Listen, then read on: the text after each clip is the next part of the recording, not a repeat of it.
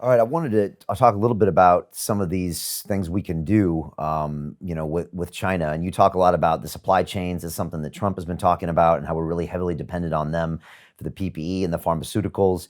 And just want to also get your thoughts on that, and what we can do to protect ourselves from this. I guess it's enemy, right? It really is. The Chinese Communist Party, and they say it in document number nine.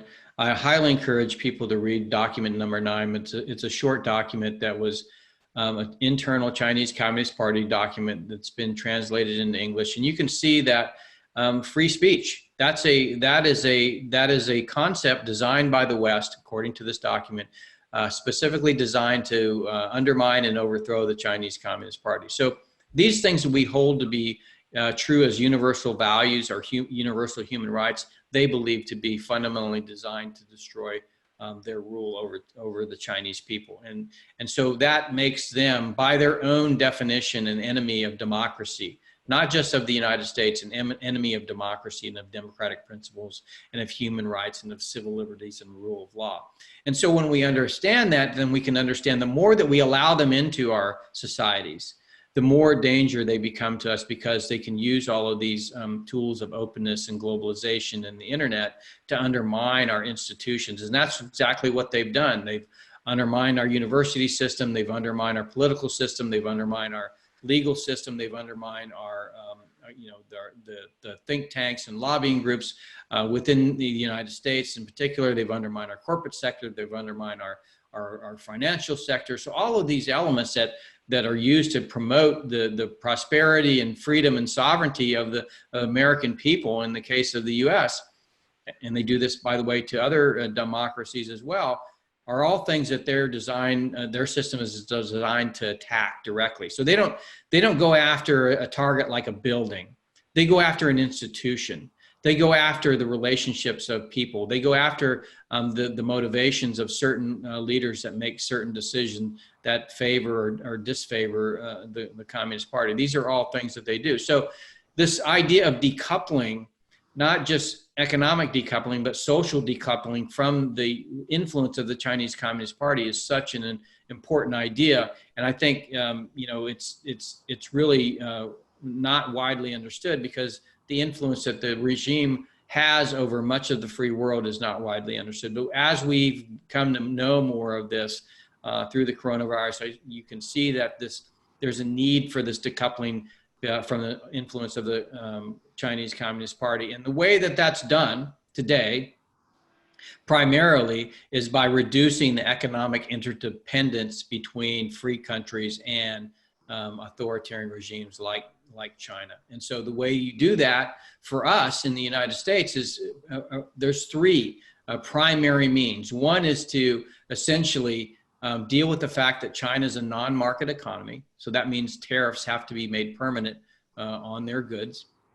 Deal with the fact that Chinese companies don't meet the same audit and transparency requirements as US companies, and therefore can't have their stocks or bonds registered or listed on US capital markets. And deal with the fact that US corporations can't bring their assets out of China because they have a non-convertible currency and strict capital controls.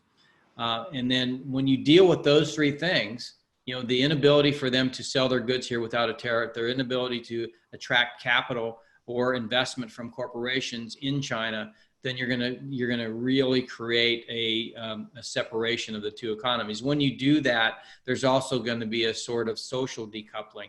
So it's okay to be essentially engaged with the Chinese people, but we have to be engaged under the conditions of democracy, not under the conditions of totalitarianism. So to this point, the Chinese Communist Party has set the conditions for our engagement with the Chinese people, and we've allowed that.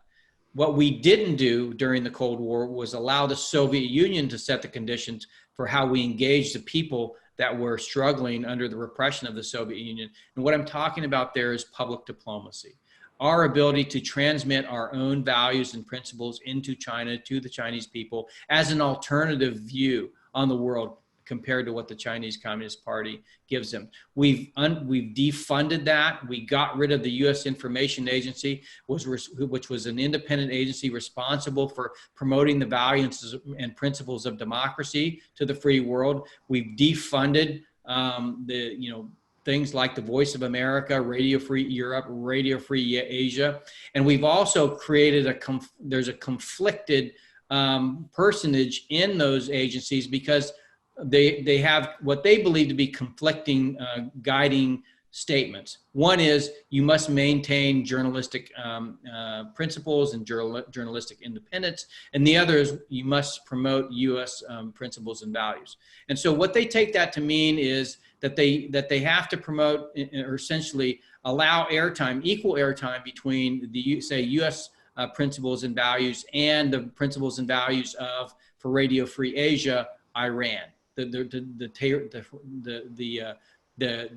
regime of Iran or the regime of China. So now you have Radio Free Asia essentially promoting the propaganda with equal weight as U.S. principles and values. And so these are ways that our system of promoting our principles and values into the world have been subverted by our own kind of, inability to recognize, what we should be doing and what we shouldn't be doing. We saw this when I was at the White House when there was riots in Iran, and our own Radio Free Asia was basically retweeting what the Tehran government was saying about the rioters, right? And you look at it and you're filled with horror because you realize that here's this tyrannical regime that's killing its own people, and in a sense, Radio Free Asia is promoting it. So these are the things that, that we need to think of as really the motivators of national security in a 21st century sense.